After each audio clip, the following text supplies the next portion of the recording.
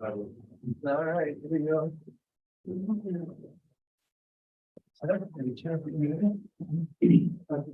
Get to see it.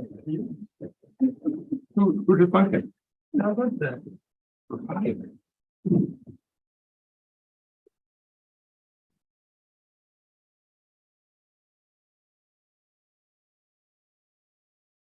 Greetings and welcome to the May crop production and WASDE briefing. My name is Joe Parsons. I serve as chair of the Ag Statistics Board here at NAS. And this briefing is for the Secretary of Agriculture or his or her designate, and it's to better provide content and context to today's report. We're very pleased to have with us today as our Secretary designate, Dr. Seth Meyer, our USDA's chief economist. And we're also very pleased to have Dr. Joe Glauber, our former chief economist, visiting with us today. So welcome to both of you. So much won't be signing anything. No, won't be. I do want to share that John Miyares of our of our Lansing, Michigan regional office is with us today and helped on the report, as well as Mark Hudson. He'll be in the room in just a second from our Florida office. So really appreciate both of their efforts. A couple comments for our live streaming audience. The WASDE briefing and the crop production are both principal federal economic indicator reports. And as such, OMB provides for some very specific guidance about how they're to be released. And so we've started this live streaming not terribly long back in order to provide more context and content about today's reports. But we just a note for our policymakers at USDA are to refrain from any comment within 1 hour of the release of these reports. And we won't have any public comment during this briefing. However, NAS will be providing a social media event 1 hour after the release of these reports. And of course, World Board and NAS staff are always available for phone or email questions. And so with that, I'm going to turn it over to Mr. Lance Honig, Chief of the NAS Crops Branch, and he will be immediately followed by Dr. Mark Jekanowski, Chair of the World Ag Outlook Board. Lance? All right, thank you, Joe. Good afternoon. Like chief economist overload. Double the fun. I know, right? Q&A should be very interesting. All right, so let me jump into things for you here. Welcome to the May crop production report. We've got a lot of information to share with you, so we'll try to move through this fairly quickly. I heard that Mark might have a few things to share today too. I don't know what that might be, but we'll find out, I'm sure. So as usual, before we jump into the numbers, let me just talk a little bit about some of the information that went into the numbers that you're going to be hearing from in the reports today. First, for the winter wheat and hay stocks information in particular, two survey efforts that I'll talk about there. One for both winter wheat and hay stocks, the other obviously just for winter wheat. So first, our operator reported survey, we affectionately refer to that as our ag yield survey. You can see our sample size this month, just over 9,200. We reached out to those producers between April 29th and May the 9th. Generally speaking, we were asking them to report for winter wheat their expected harvested area, as well as their expected yields for this season. And then for the hay stocks, also asking them to report the quantity of hay that they had on hand as of May the 1st. And so both of those pieces of data were critical, obviously, to the numbers in the report today. On the winter wheat side, we also have our objective yield survey this month. And as a reminder for folks, this is the survey where instead of surveying farmers, we actually survey wheat fields. And so we send trained enumerators into those fields to take counts and measurements and ultimately harvest portions of those fields to send off to our lab for analysis. Field work this month, April 24th through May the 1st. You can see the sample size very small. That's because in May, we only do objective yield in Kansas, Oklahoma, and Texas, and we only enumerate half the samples in those three states. Next month, we will bring in the other half of the samples in those three states and half of the samples in the other 7 states. And then in July, we'll have everything on board, which will bring us up to about 1,155 samples total. So we phase it in as the crop develops across the growing region. On the citrus side of things, we do only have Florida reporting this month. And so when it comes to Florida, we've got a couple of different surveys that we did this month. First, our processor survey. You can see there's only 5 processors active in Florida right now. So we did survey all 5 of those, reach out to all 5 of them. We essentially asked them to report what's the quantity you've processed to date and how much more do you expect to process this season. You can see April 27th through May 3rd was the collection period there. And then, of course, as usual, we had a row count survey, which really just gives us an indication of harvest progress, specifically for the Valencias this month, about 98% harvested based on the row counts. So we're just about there. And of course, as a reminder, the non-Valencias, of course, already finished. And then the key piece of data, of course, as usual, is the utilization data that we get from the Florida Citrus Administrative Committee down there.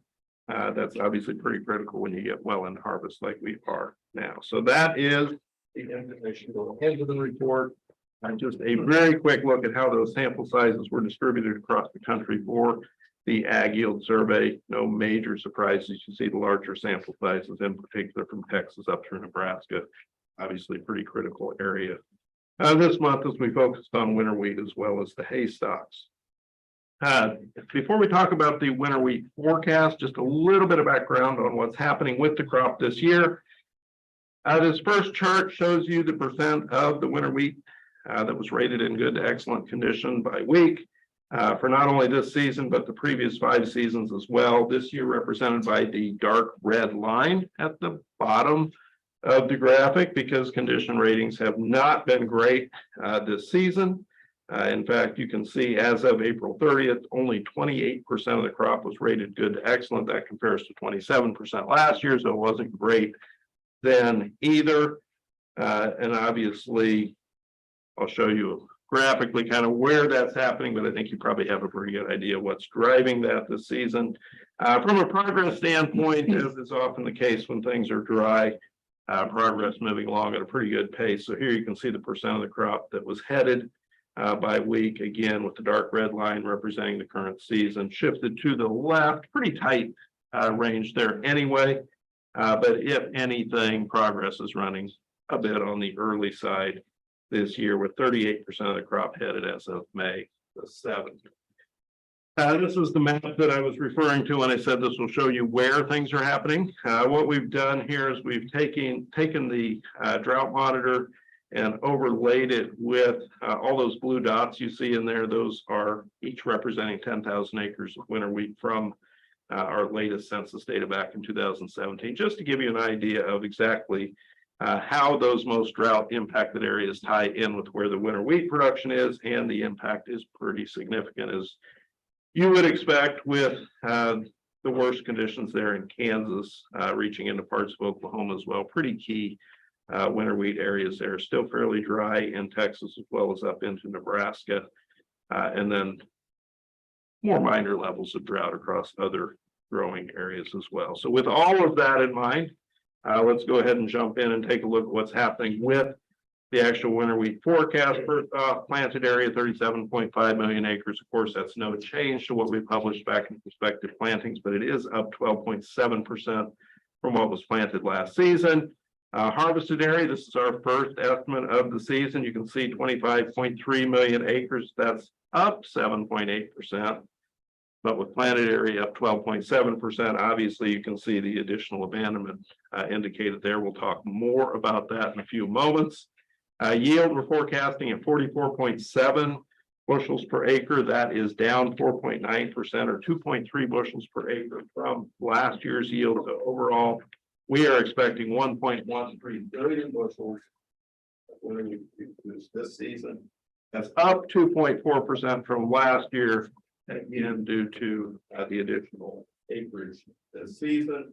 Normally, I don't talk too much about the top 5 states you see listed at the bottom, but some fun facts for you that I'll just share with you. Look at the list there. We don't normally see states like Illinois or Idaho in the top 5. So first off, this is the first time since 2014 that neither Oklahoma nor Texas are appearing in the top 5. It's the first time since 1989 that Illinois has appeared in the top 5. And the last fun fact I'll share with you, you see Idaho in the number 5 slot. That marks the 3rd time in the last 4 years that they've been in the top 5. Never before that. So, and their production really hasn't changed. It's more representation of what's happening in other parts of the country. So with that said, let's take a little bit closer look at the winter wheat acres graphically. Here you can see the planted area on the orange line, the yellow line representing the harvested. Here you can start to get that picture of the additional abandonment that we're seeing this season as the lines spread further apart. Our harvested to planted ratio this year at 67.4%. That is the lowest since 1917 and the 2nd lowest ever. And if you look at it the other way and think about the actual non-harvested acres, that would be the highest total since 1989. So not only big from a percentage basis, but a lot of acres abandoned this season. This next chart just highlights that harvested to planted ratio, so you can kind of put in perspective how things compare across time. I already mentioned lowest since, but if we look at it by state, it's actually the lowest H to P on record in Oklahoma, and in Kansas, it's the lowest H to P ratio since 1996. If we take a look at the actual harvested acres and how they compare with last year, looking at it state by state, again, quick reminder, the way this map is laid out, the top number is the harvested acreage estimate for that state. The lower number is the percent change from last year. Any state colored in a shade of blue is increasing. Any state colored in a shade of red is decreasing. The deeper the color, the larger the change. And of course, we do see a lot of increases across the country because of the significant increase in planted area this year, but that doesn't really paint the picture of what's happening in terms of that abandonment. Oklahoma stands out a bit on this map, obviously, being down, surrounded by a sea of blue or no change states, but that is really just a representation of a larger increase in planted area than we see in most of the surrounding areas. As I already mentioned, they're looking at a record low harvested to planted ratio. Next, we'll move on to yield and look at that over time. Here you can see about 30 seasons of data with a trend line plotted in there. Here you can see the 44.7 bushels per acre. That is the 4th consecutive season of declining yield, and if realized, will be the lowest yield since 2015. Next, we'll take a quick look at the winter wheat yields by state, how they compare with last year. This map is laid out just like the one I showed you previously for the harvested area. From a yield perspective, you can see mostly declines across the country. So not only in the areas most impacted by the drought, but also across most of the soft red growing area as well, and pretty large changes up in the white wheat area of the Pacific Northwest. We do see a 1 pound sign on the map, folks in Maryland expecting record high yields. If you zoom in really close there, that's right. You can see that, but on the flip side, we're looking at the lowest yields in Arkansas since 2009, in Texas since 2011, and in Kansas and Oklahoma, the lowest since 2000. Next, we'll look at the production. Again, over the last 10 seasons, you can see kind of how things compare. I already mentioned we're up just a bit from last year, but we are still looking at the 2nd lowest production since 1970. So relatively low. Next, we'll take a look at the winter wheat production by class. Here you can see those totals. The hard red winter expected to be down 3.1% from last season. If realized, that will be the lowest hard red production since 1957. Soft red winter wheat, you can see actually up 20.6%. That's an acreage, primarily an acreage, well, it's entirely an acreage driven increase. As we see more acres there, yields mostly down across that region as well. And then the white winter wheat production down 11% year over year to the 2nd lowest level since 2015. So how does this all compare with what folks were expecting today? What we see here is a representation of how the industry expectations compare with NASS Just a quick reminder, each of those blue dots represents an individual industry member's published expectation for the winter wheat production, and the red block represents the NASS forecast at 1.13 billion bushels. As you can see, a little bit toward the lower end of the range, but certainly falling within the range of expectations. I didn't expect this to be a big shock. Okay. Next, we'll move on to hay stocks. You can see as of May the 1st, 14.5 million tons were on hand. That is down 13.4% from the same time a year earlier, and does represent the second lowest May 1 stocks level on record. Of course, we've seen for the last couple of seasons really low hay production. In fact, low hay stocks levels as well. So not a big surprise that again we would see a level that low. Disappearance over the last period, 57.4 million tons. That's actually down 8% from the same period a year earlier. But again, low stocks coming in, low production. So we have low stocks as well.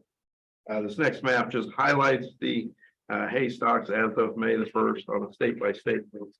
Again, percent change from the previous season. You can see most of the country down pretty sharply year over year. We do see some increases up in North Dakota, South Dakota, Minnesota area, and then out to the west as well. I would point out there's a few ampersand symbols on the map here because we are looking at record low stocks levels in Arizona, Colorado, and Rhode Island.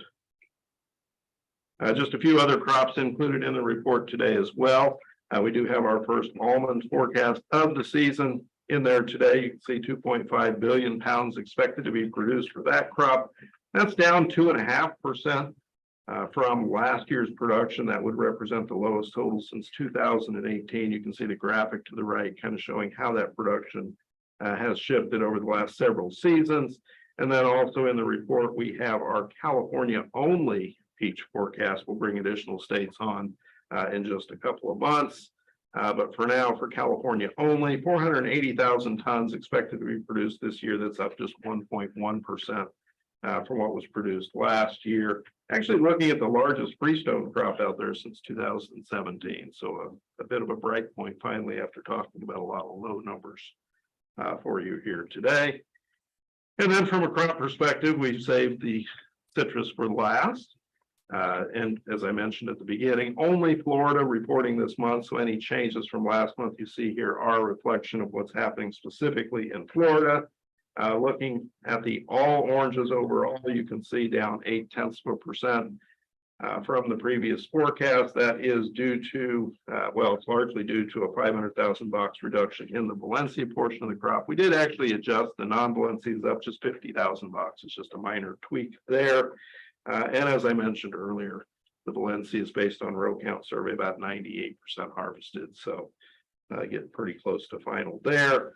On the grapefruit crop, you can see up 1.5% from the previous month. That's a 100,000 box increase in Florida, but it's still the fourth lowest crop on record in Florida. Lemons carried forward from last month since they're not forecast in Florida. And then last but not least, the tangerines, no change to the Florida forecast there. So overall, right where we were a month ago, about 17% from what was produced last season. I said the last crop, I meant the last new crop. Also in May, we do publish our revisions, or our final, I guess we call them final, right? It's kind of fuzzy with the cotton as to what term we use, but here are our final 2022 cotton numbers. You can see very little change to the planted area from what we had previously published. We did bring the harvested area down just a bit more again, about 1.8%, or 133,000 acres. Yield was adjusted up just a very small amount there, about 3 pounds per acre. So overall, the production of 14.468 million bales, down 1.4% from what we had previously published, and overall finishing 17.4% below the previous season. This next slide just highlights, excuse me, a few of the upcoming reports over the next month and a half. Threw a couple of bonus ones in there for you since the end of June is kind of a hot time for us. You can see cattle on feed, farm labor, floriculture, and ag prices rounding out this month. Of course, our regular monthly care reports at the beginning of June. And like I say, I did go ahead and throw in a reminder about hogs and pigs on the 29th of June, and then acreage, grain stocks, and rice stocks on the 30th, just in case you forgot those were coming, Seth. I know they suspect they might be on your radar. But, just in case. Last but not least, just a reminder, as Joe kind of alluded to at the beginning of the session here, and just a few moments here at 1 o'clock Eastern, I will be on Twitter fielding any questions that folks might have pertaining to the numbers that I just talked about with you here. So that's the last slide I have for you. I suspect you want to hold your questions until the end. So I'm going to turn things over to Mark.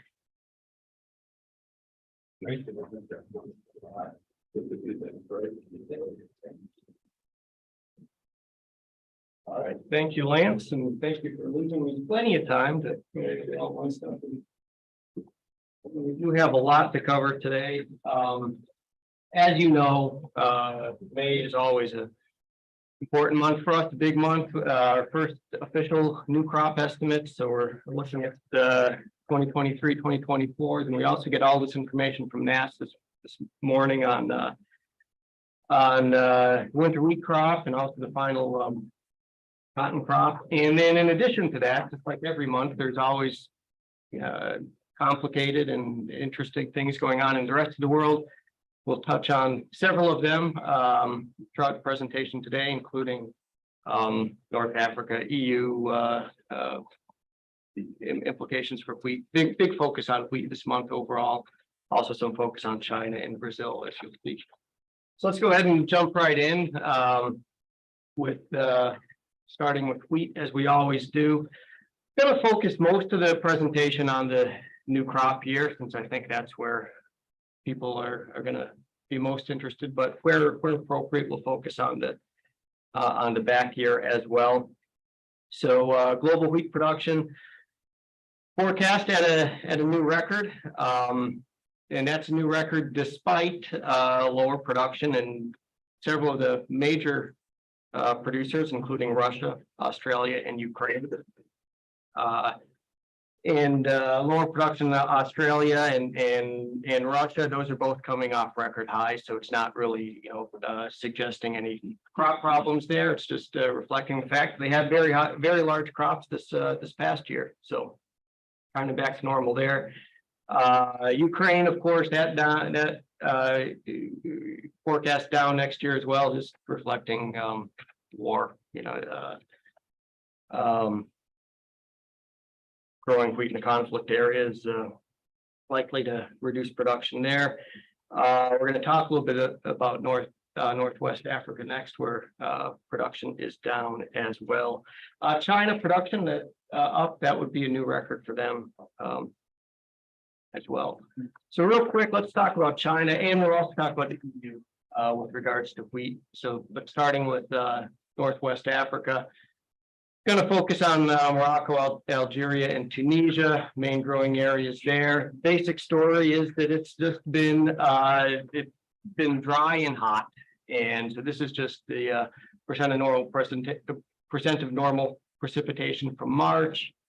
As you can see, a lot of brown, pretty dry, continuing into April. And also worth noting that this dryness actually started back in last fall. I mean, this has been a long-standing issue across this region, and it has also been hot, extremely hot, so that doesn't help the situation either. And so maybe not too surprising, or almost certainly not too surprising, when you look at the crop conditions based on satellite data and other information, things are looking very poor. So poor across essentially the whole region. Some pockets of a little bit, decent production up in this part of Tunisia. Morocco actually production up this year a bit up the current year a bit from last year, where last year was even the worst disaster. But still across the region, conditions are poor. So let's turn next to the EU. We'll talk here about both wheat and rapeseed, grown generally in the same parts of of the EU, some overlap there, of course, with the kind of exception that rapeseed production does not extend down here into Spain. It's more northern and eastern, so that has implications relative to wheat versus rapeseed production, which I'll talk about briefly. Main story here again in the EU, as opposed to North Africa, conditions have been quite good. A lot of rain, good recovery from last year, favorable rain across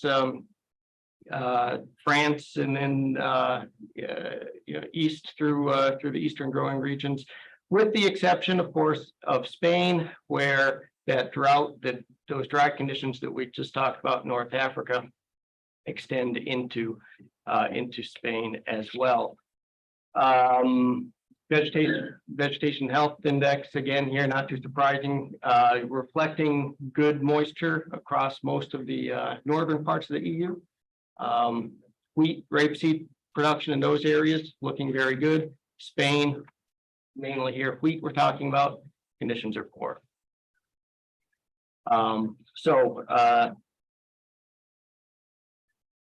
Just worth noting too, higher rapeseed production. Both rapeseed and wheat production adjusted higher this month. Higher rapeseed production, we won't talk about that too much when we get into biofuels, but just worth noting that has implications for EU demand for oil seeds, including soybeans and sunflowers and others. So, all right, now moving back into the global wheat balance sheet. As I noted, production, again, focusing on the new crop year, 2023-2024, production record high, feed use down, reflecting a couple things. Less feed wheat out of Australia, smaller crop there, and just also wheat being less competitive with other feed grains, corn in particular, the lower feed use. Trade down a bit, but again, that's coming off a record trade year last year. Still looking at higher exports out of Russia, Canada, and the EU, offset by lower exports from Australia, India, and Ukraine. Speaking of Ukraine, new year, Ukraine exports now forecast at 10 million tons, down from 15 previous year. U.S. wheat balance sheet, again focused on new crop year and incorporating the information we got from NASS this morning. Very small HRW crop. So total supplies tightening up, and coming in with relatively tight stocks as well. What can I tell you? Food use up a bit. Feed use up as well. SRW is still competitive despite the much tighter. So softer winter competitive still despite the much tighter HRW supplies. Exports down from last year, again reflecting those tight harder winter supplies and the rebound in production in Argentina and Canada as well. Average market price $8 a bushel, down a bit from last year, but still the second highest on record. Moving into rice, world production again, another record rice production forecast for the new crop year. United States up as well. We'll talk about that in a couple slides from now. Mostly what we're looking at here, China production up. That'll be new record for China, new record for India as well. Higher production in Pakistan. That's a recovery from, if you recall, the flood damage they had last year, devastating floods.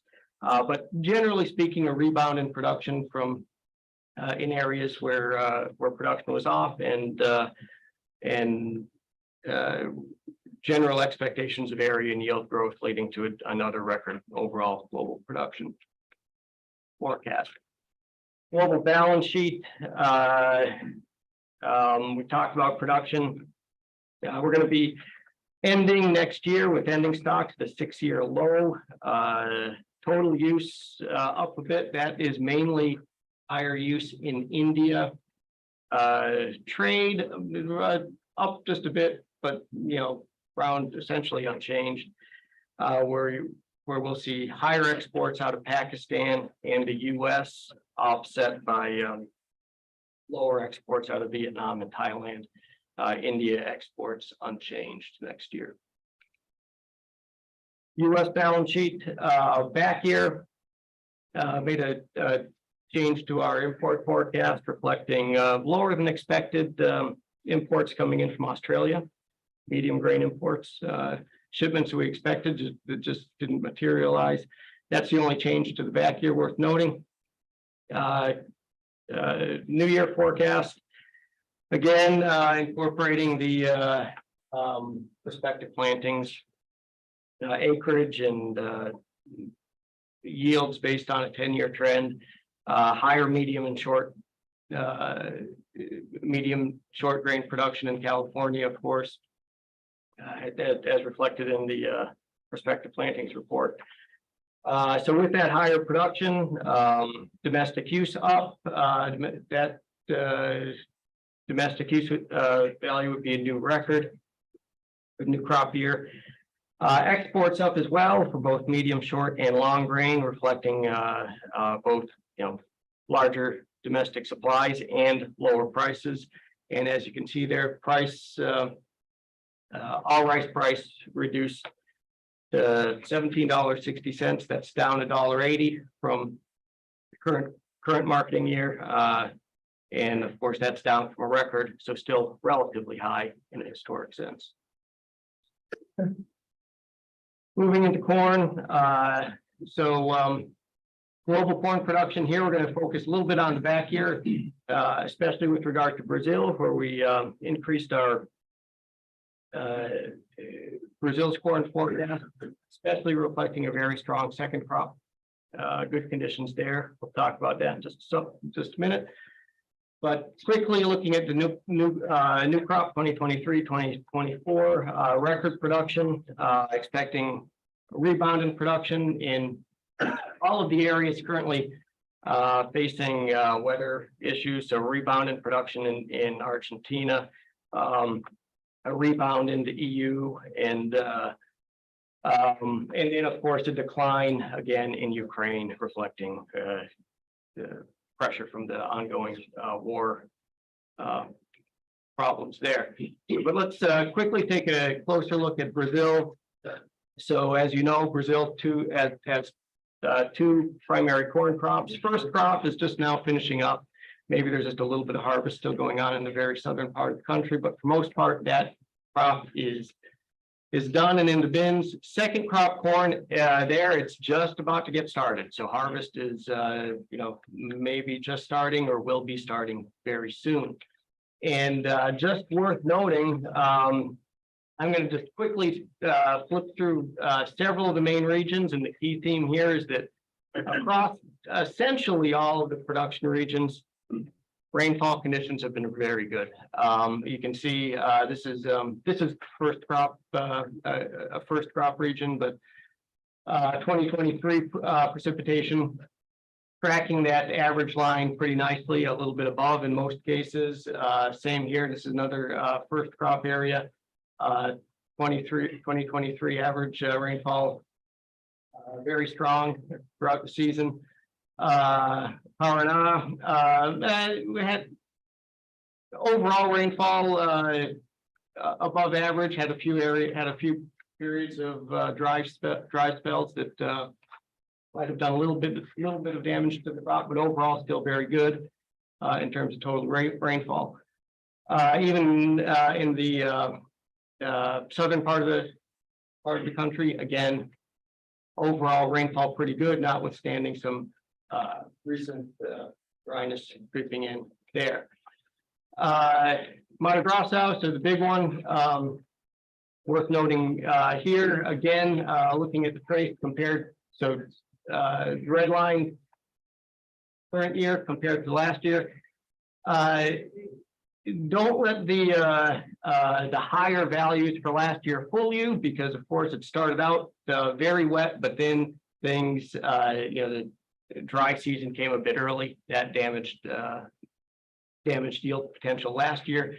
If you look at this year, just focusing on rains since April stands out pretty clear. Those rains continued right up until current compared to last year, where it really shut off. So conditions very good across the country, supporting expectations for a record large crop, record large second crop in particular, and it's showing up in the satellite imagery as well as favorable production.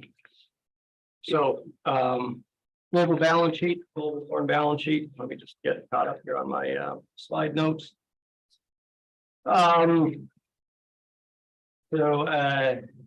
Total supply up next year. Well, all right. So won't again talk too much about the old crop year, although production there again up, driven by the big increase in Brazil, but then now focusing on new crop year, rebound in production across all of the areas currently facing weather concerns, suggests a big increase in production, large increase in total supply. Feed use up, of course, reflecting the larger supplies and lower prices. Trade up as well, again reflecting lower supplies and supporting higher demand worldwide for corn and feed grains. Ukraine, I mentioned Ukraine production down. Of course, Ukraine exports down as well. The forecast in the new crop year, forecasted 16.5 million tons. That would be down 9 million. Brazil exports are forecast to exceed U.S. exports in the current crop year and new crop year. So current crop year and next crop year, and China is forecast to be the largest importer. U.S. balance sheet, small change in the current crop year. Old crop pulled back our export forecast there. Maybe not too much of a surprise. We just haven't been very competitive, and especially given the large supplies coming out of Brazil, or seems to be coming out of Brazil, the second crop. But then when we look at the new crop year, again incorporating the information from expected plantings and yield expectations, production would be at a new record for over 1.5 billion bushels. Total supply, though not quite a record, given relatively tighter stocks coming in. Feed residual, so all the use categories up a bit, reflecting lower prices and abundant supplies. Ethanol adjusted, we're expecting some growth there, just reflecting modest growth in motor gasoline consumption. And exports up as well, again reflecting larger supplies and lower prices. And as you can see there, speaking of the prices for the new crop year, we were currently forecasting season average prices down $1.80 per bushel from the current crop year at $4.80 a bushel. Moving into soybeans, old crop year, we're not going to say too much about it. Again, just except to note another upward adjustment in Brazil, reflecting good conditions there, now at 155 million tons. But let's focus again on the new crop year. A big increase in global production, reflecting a return to normal conditions across across South America.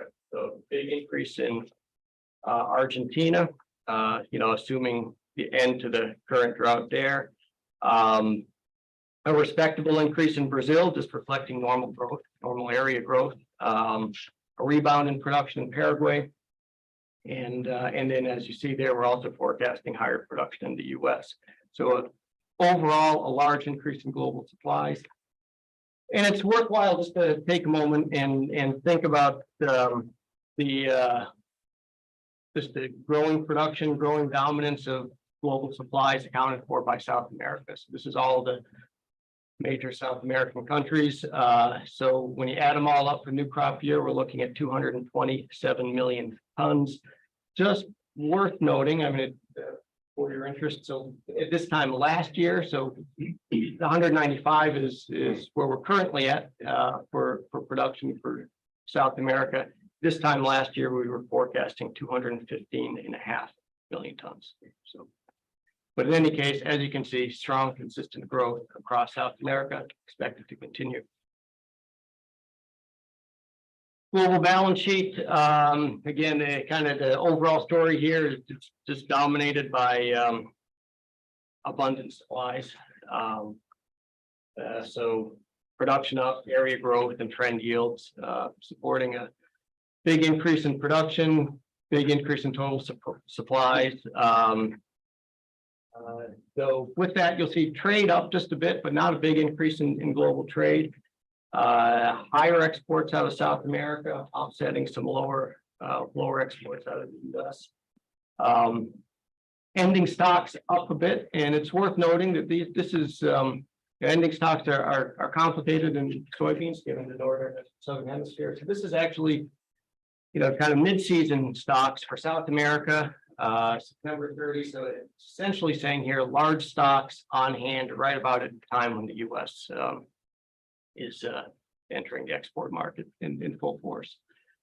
China imports up, but again at a fairly small pace, a lower rate of growth than in the previous 10 years. China imports forecast to be a record at 100 million tons, but by a pretty small margin. We've been as high as 99.7. So there you go. US supply and demand balance sheet.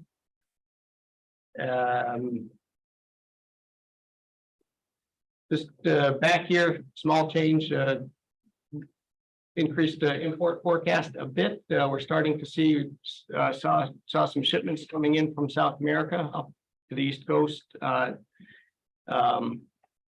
Price differential has made that competitive, so that's driving that import forecast increase by 5 million bushels. For the old crop year, now focused again on the new crop year.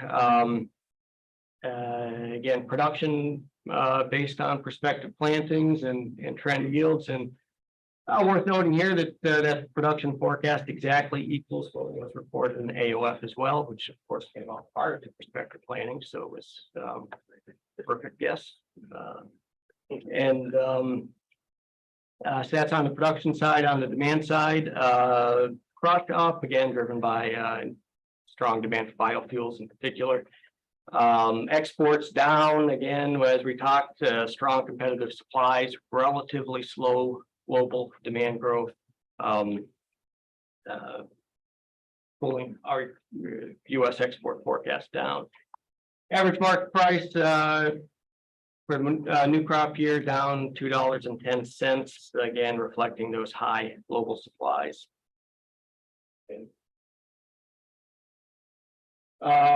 Let's talk just a bit about soybean oil, and we'll also talk a little bit about meal as well.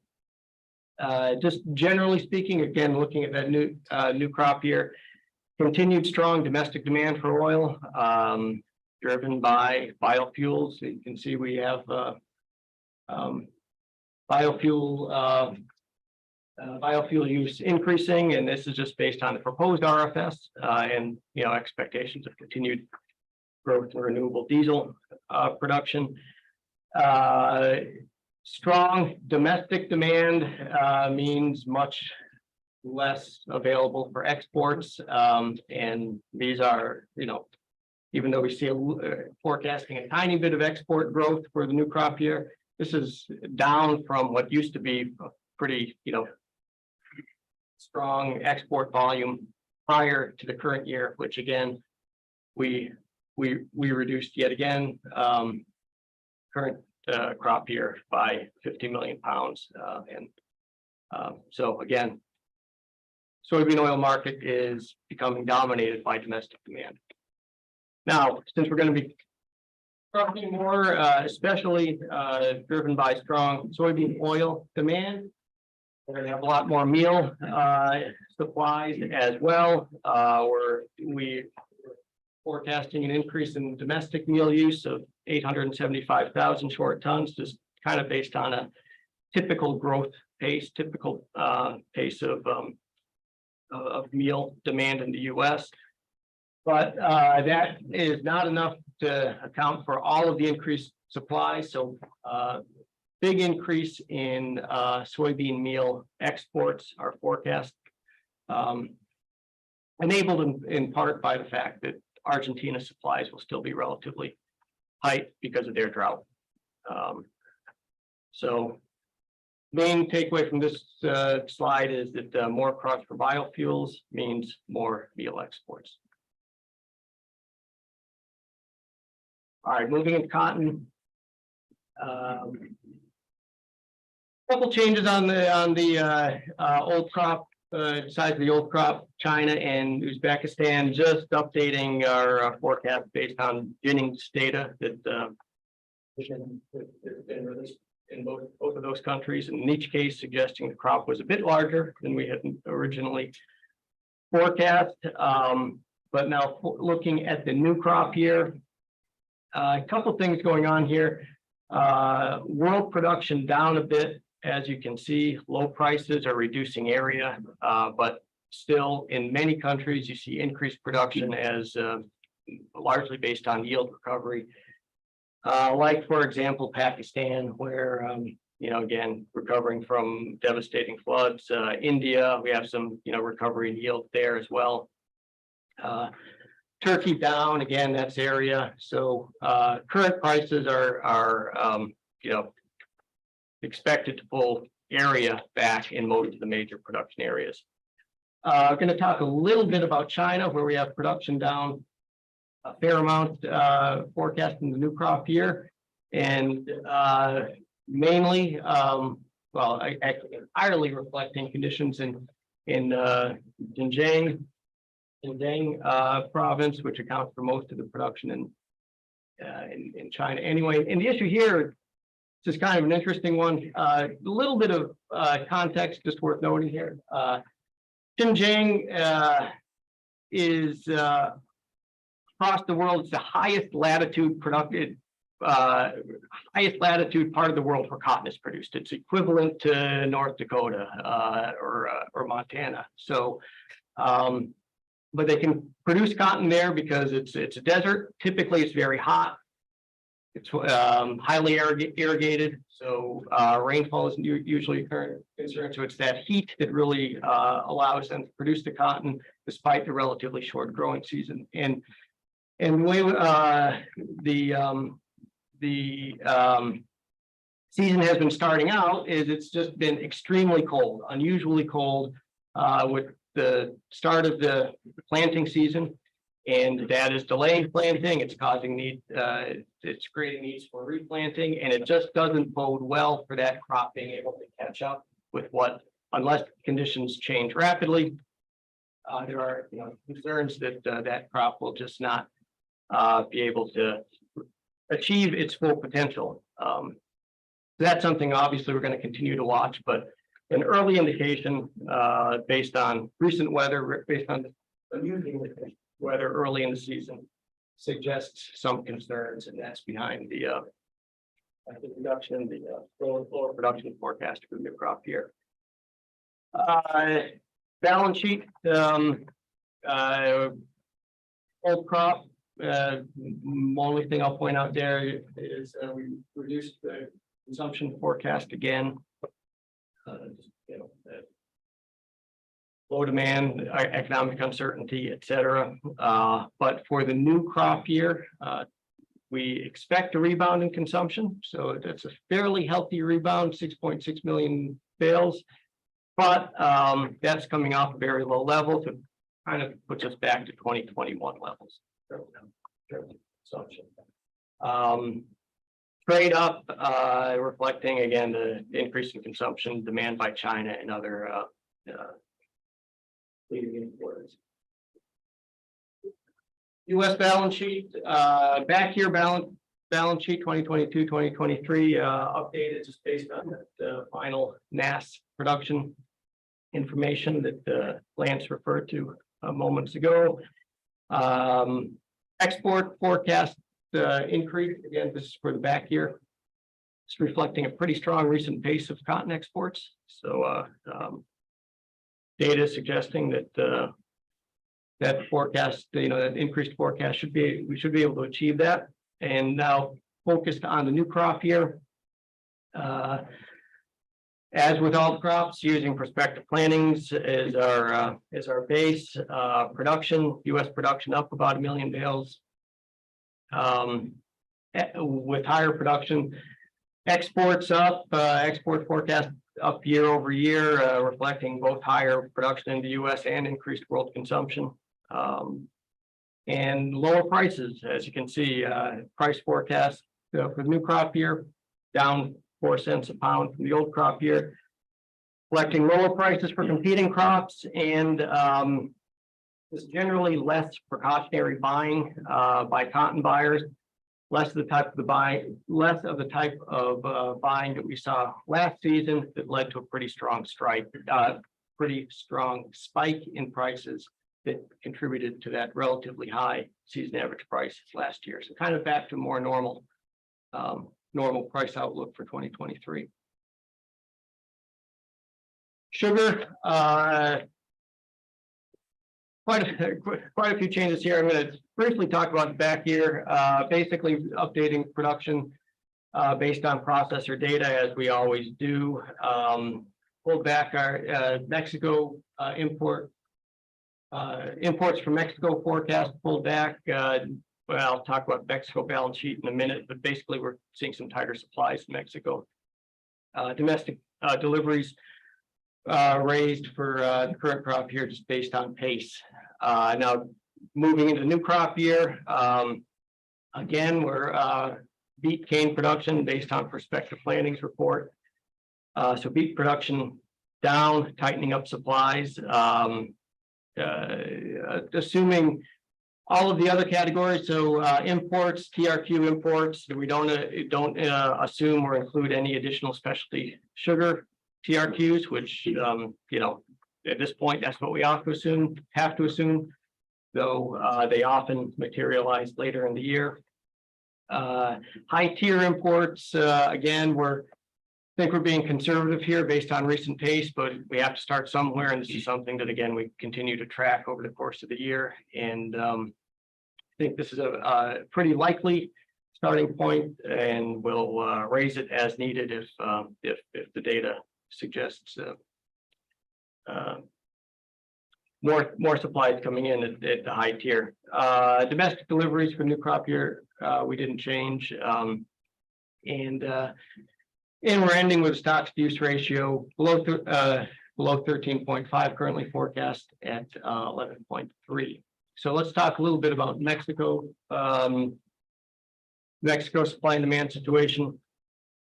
We made a fairly substantial cut to Mexico's current sugar production based on the fact that it's been dry and producers there have struggled with the ability to obtain necessary inputs. So yields are down, production is down. That's tightening up supplies.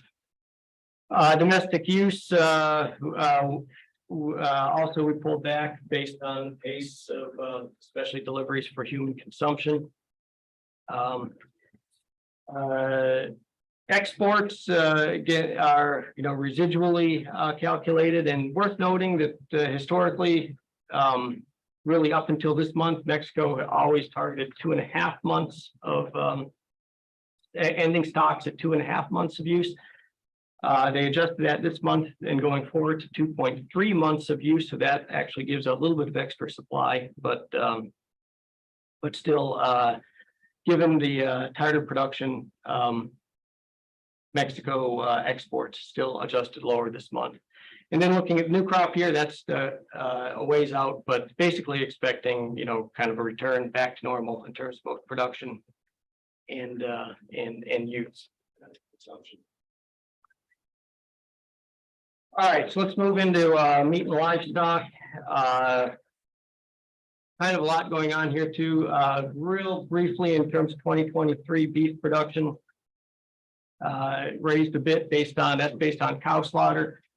But the big story, kind of the interesting focus, of course, is 2024, where we are expecting now, of course, we knew this was coming, but to see much tighter supplies. Reflecting all of that temporal shift that we've seen over the past year or more, and also higher heifer retention as you know, we try to rebuild some of the herd. So much tighter beef supplies, pork supplies, pork broilers, turkey on the current crop year, just adjusted based on slaughter pace. But for the new year, 2024, pork production down just slightly, but that again a little bit more complicated. Lower farrowings in the second half of 2023, tightening up supplies in the first half of 2024. But by the second half, we're expecting lower feed prices to increase farrowing, strong demand, so higher production in the second half, leading to over the course of the year very small, almost negligible change. Broilers, again, lower feed costs supporting production there. Turkey, some recovery in production, reflecting a recovery from HPAI outbreaks. Moving into prices, again, focusing on 2024 changes. Steer prices up sharply, record high. Prices up $5.78 hundredweight year over year. Not surprising given the tight supplies, and also expect a rebound in hog prices as well. Broiler and turkey prices down a bit, reflecting higher production. So some small adjustments there. In terms of meat trade, in current crop year 2023, raised a bit for beef, reflecting some increased demand from East Asia. Pork exports raised a bit. This is adjusting based on March data. For pork, it's many markets, especially in the Western Hemisphere. So that's the current crop year. Moving into new crop year. Big reduction in beef exports, reflecting those tighter supplies, and also reduction in pork exports, also reflecting tighter supplies and strong domestic demand.